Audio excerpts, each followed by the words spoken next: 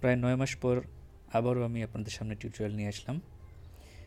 এই ৯ মাস অনেক ব্যস্ত ছিলাম অফিস এবং আরও অন্যান্য কাজে। আমার ব্যস্ততা এখনও শেষ হয়নি, তারপরও আবার টিউটোরিয়াল বানানো শুরু করলাম। ইনশাল্লাহ এখন থেকে এটা কন্টিনিউ করতে পারবো। যাই হোক, আজকে আমার এই ভিউজেস টিউটোরিয়াল সিরিজটি শেষ করব। শেষ করার আগে কিছু কথা আপনাদের জানা দরকার। আপনারা অনেকেই হয়তো জানেন যে আমি এই টিউটোরিয়াল সিরিজটি যখন বানানো শুরু করি তখন আমি ভিউজেস খুব ভালোভাবে জানতাম না, শিখতেছিলাম এবং শেখার পাশাপাশি এই টিউটোরিয়াল বানাচ্ছিলাম। ইভেন আমি জাভাস্ক্রিপ্টও ভালো করে জানতাম না, ES6 সম্পর্কেও আইডিয়া ছিল না তেমন। এর জন্য আপনাদেরকে হয়তো কিছু ভুলও শেখাতে পারি, ক্ষমাপ্রার্থী। তবে গত কয়েক মাসে আমি জাভাস্ক্রিপ্ট নিয়ে একটু স্টাডি করছি। আশা করি এখন থেকে আপনাদেরকে অনেক ভালো টিউটোরিয়াল উপহার দিতে পারবো। যেহেতু শেখার পাশাপাশি আমি টিউটোরিয়াল বানাচ্ছিলাম, অনেক টপিক মিস করছি। এর জন্য অনেক কমপ্লিমেন্টারি একটি ভিডিও বানাইছিলাম, তারপরেও কিছু টপিক মিস হয়ে গেছে। আজকে আমি একটি লিস্ট দেখাবো আপনাদেরকে এবং এই লিস্টে কিছু টপিক নিয়ে ডিসকাস করব। তারপর হোয়াটস নেক্সট দেখাবো, অর্থাৎ আপনারা এই সিরিজটি দেখার পরে কী কী করবেন সেটা নিয়ে একটু ডিসকাস করব। তারপরে হচ্ছে আমাদের এই টিউটোরিয়াল সিরিজটি শেষ করব। আর শেষ করবো মানেই কিন্তু শেষ না, কারণ হচ্ছে এরপরে আমি আরেকটি মজার এবং খুব ইউজফুল টিউটোরিয়াল সিরিজ বানাতে যাচ্ছি। সিরিজটির নাম হবে হচ্ছে creating custom form elements with VueJS. VueJS দিয়ে আমরা কিভাবে কাস্টম ফর্ম এলিমেন্ট বানাবো। যেমন ধরেন আমাদের ভিউজেস মানে HTML এ কিন্তু ডিফল্ট কিছু কম্পোনেন্ট নাই, যেমন হচ্ছে আমরা মোবাইলে সুইচ ইউজ করি, বাট HTML এ কিন্তু কোনো সুইচ নেই। আবার সার্চ করার জন্যে ধরেন হচ্ছে সিলেক্ট কম্পোনেন্ট আছে, আমরা মাল্টিপল আইটেম থেকে একটা আইটেম সিলেক্ট করতে পারি, বাট সার্চ করে সিলেক্ট করার খুব একটা ভালো অপশন নেই, যদিও এটা ডাটা লিস্ট দিয়ে করা যায়।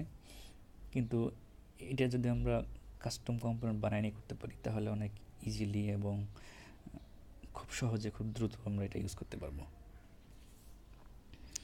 তো যাই হোক, এরকম কয়েকটি কাস্টম ফর্ম এলিমেন্ট বানাবো এবং এটা বানাতে বানাতে আমরা যে টপিকগুলো মিস করে আসছি আশা করা যায় এগুলো আমাদের ওখানে শেখা হয়ে যাবে। আর এই নেক্সট সিরিজটি দেখার পরে আপনারা আসলে বুঝতে পারবেন যে ভিউজেস দিয়ে আসলে কী কী করা যায়।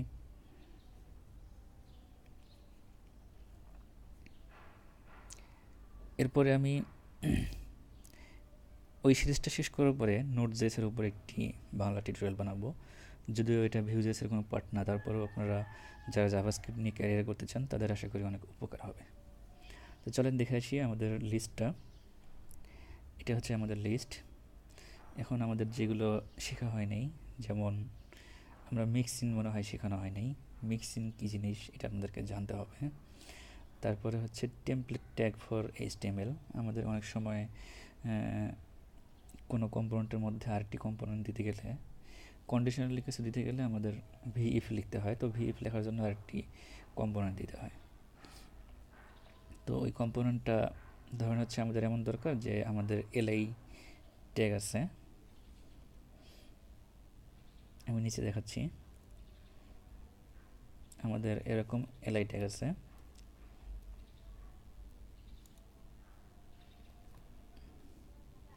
আমাদের LI ট্যাগের মধ্যে ধরেন হচ্ছে আমাদের কন্ডিশনালি কিছু দিতে হবে, যেমন ফুল লিখতে হবে অথবা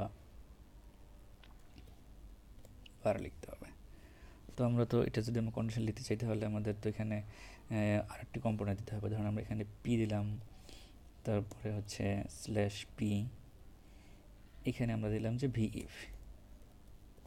তাহলে আমাদের কি হচ্ছে যে আমরা কোনো একটা কন্ডিশন ট্রু হলে আমরা এখানে ফু দেখাবো, কিন্তু সেটা কিন্তু পি এর মধ্যে চলে যাচ্ছে। আমরা যদি চাই যে এল এর মধ্যেই কন্ডিশনালি ফু থাকবে অথবা বার থাকবে, তাহলে আমরা কি করতে পারি, এখানে আমরা কোনো ট্যাগ না দিয়ে আমরা এখানে টেমপ্লেট ট্যাগ দিতে পারি।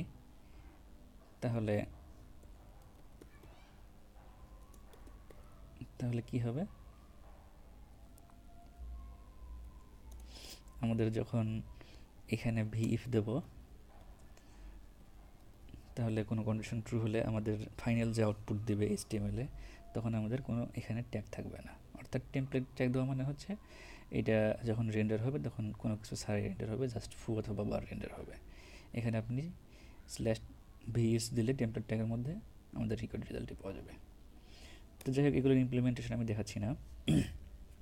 তারপরে আরেকটি জিনিস আছে, সেটা হচ্ছে ডাইনামিক কম্পোনেন্ট। ডাইনামিক কম্পোনেন্ট মানে হচ্ছে কন্ডিশনালি যদি আমরা কোনো কম্পোনেন্ট এন্টার করতে চাই, ধরেন আপনাদের কোনো পেজে এমন দরকার হলো যে কোনো কন্ডিশন ট্রু হলে এক রকমের কম্পোনেন্ট শো হবে, আদারওয়াইজ অন্যরকম কম্পোনেন্ট শো হবে। তো এগুলো আমি আজকে দেখাবো না, আপনারা সার্চ করে শিখবেন। কীভাবে শিখবেন সেটা হয়তো আমরা একটি দেখিয়ে দেবো।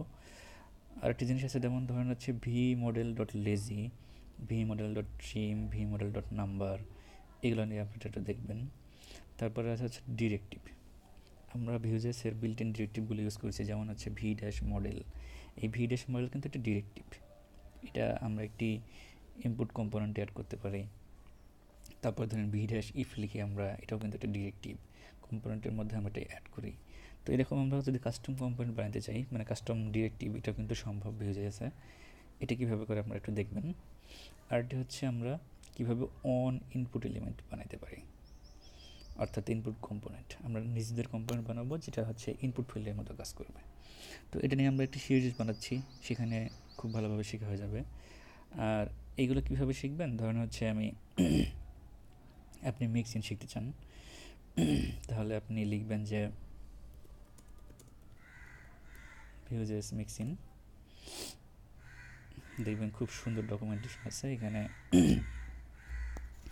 মিক্সিং নিয়ে ডিটেলস আলোচনা করা আছে। এখান থেকে আপনারা শিখবেন। আশা করি সবগুলোই খুব সহজে সার্চ করে আপনারা নেটে পাবেন, ভিউজেসের ডকুমেন্টেশন থেকেই পাবেন, এভাবে শিখবেন।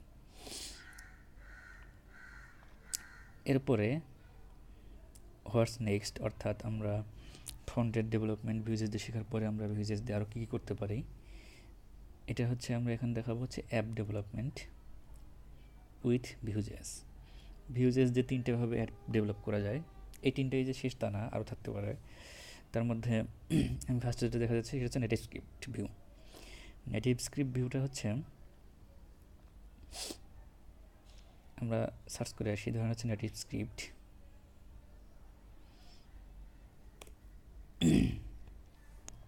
nativescript.org, এটা হচ্ছে এদের website. Create native script, native iOS and Android app with JavaScript,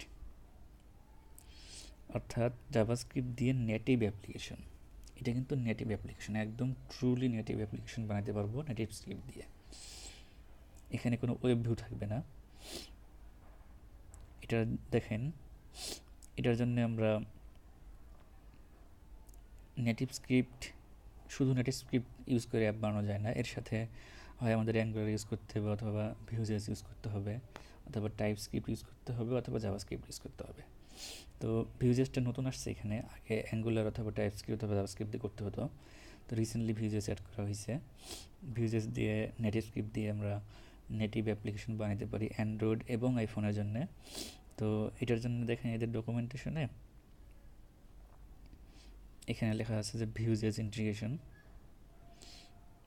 ভিউজেস ইন্টিগ্রেশনটা কীভাবে করা হয় এখানে দেওয়া আছে। তো এদের জন্য একটি আলাদা ওয়েবসাইটই আছে, nativescriptview.org।